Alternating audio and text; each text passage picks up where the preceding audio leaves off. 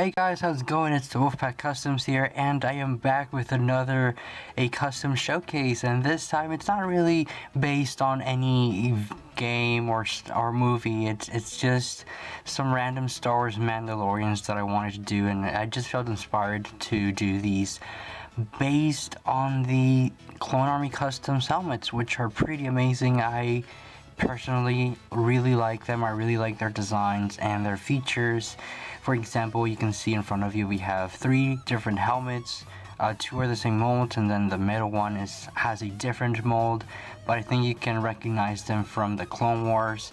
The middle one is used by the they're like the Super Commando Mandalorians or something named like that in the Siege of Mandalore arc. And then the 2 on the sides are based on Previous La's helmet, which are really nice. I think they are amazing helmets because of the antennas that they have, and not only can they be used for Pre-Vizsla, but for other figures as well. So I'm going to leave a link in the description to CloneArmyCustoms website, and without further ado guys, we're going to dive right into these figures, and I hope you guys enjoy them.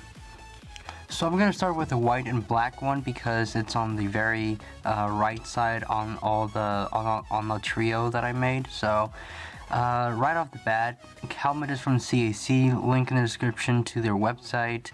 I think it's around $4 US, so it's not that bad considering that you get a unique mold and a feature. Right quick, you can bend or rotate the antennas a full 360, I believe, on these helmets, so that's really nice. That's definitely really nice, and these come in various colors and designs, so make sure to check it out.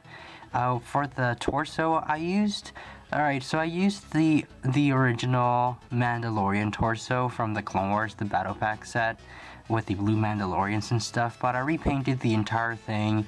If it was dark blue, but I just find it easier. As you can see, the torso, it was originally dark blue, but for me it's just easier to trace the design of the armor and repaint it in my own color, and that's exactly what it did. I painted the rest of the torso white, and then the armor itself black, as you can see on the torso, on the legs, and I added like these highlights on the boots to symbolize, I guess, shoes, or the very front of the shoe and whatnot.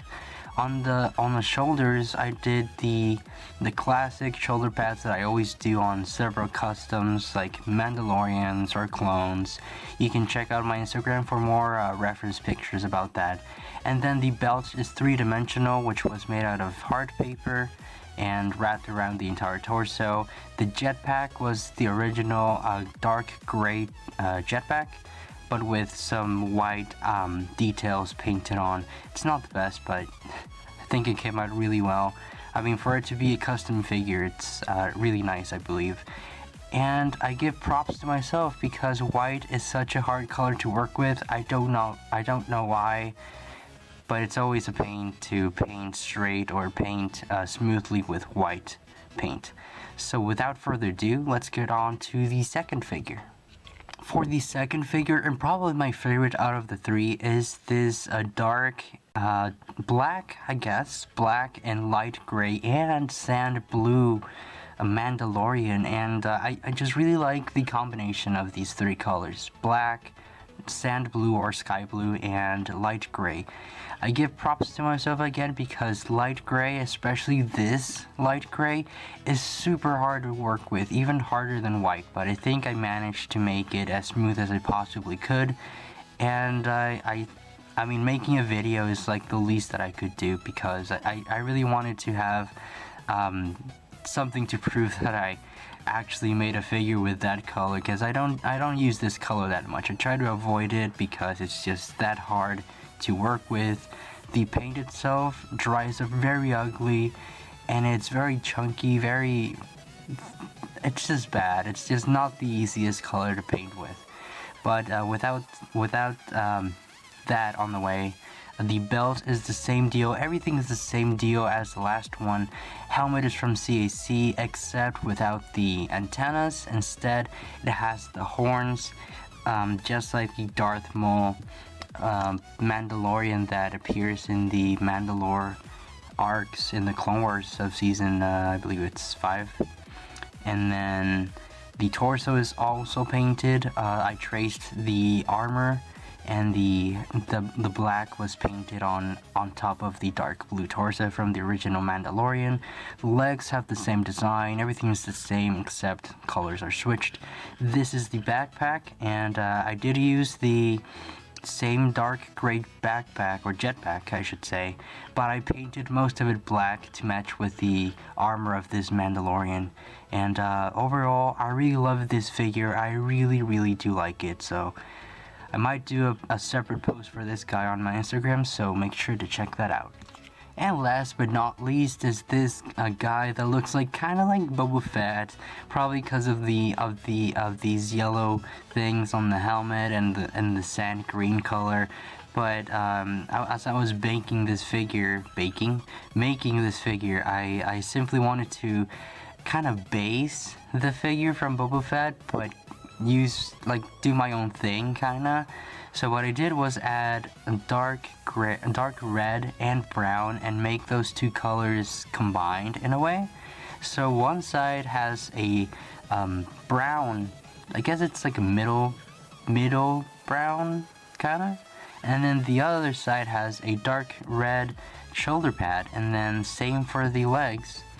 One side has brown, the other one has dark red. Shoes are brown, but on the torso most of it is dark red, but it has a stripe of brown going downwards, and then the bottom piece of the chest armor is brown. The belt is mainly brown with some dark outlines and a buckle belt. And then the very back, I used the Boba Fett jetpack for this guy, and then both brown and dark red outlines or details for the entire jetpack. And then one thing that I forgot to mention is that these are all sealed, so you can see that it's kind of shiny. Paint usually doesn't shine, especially if it's acrylic, unless it's glossy. But glossy paint is a little harder to use because it's a little more chunky. But I really like how these turned out, especially with the finished sealant.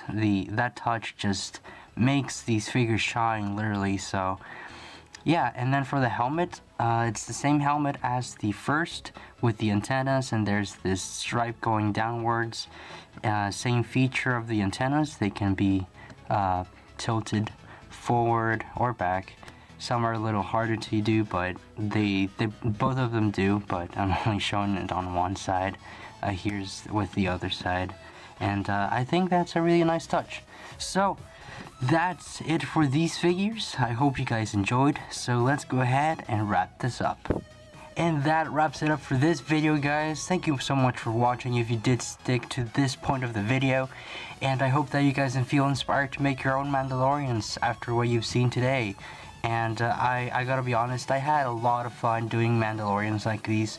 I will try and make more and record the videos, but if you have not, follow me on Instagram, because I post all the customs that I make, or almost all of them, on there before they even make it to YouTube, or sometimes I'm just too rushed to make a video and I don't have time to record.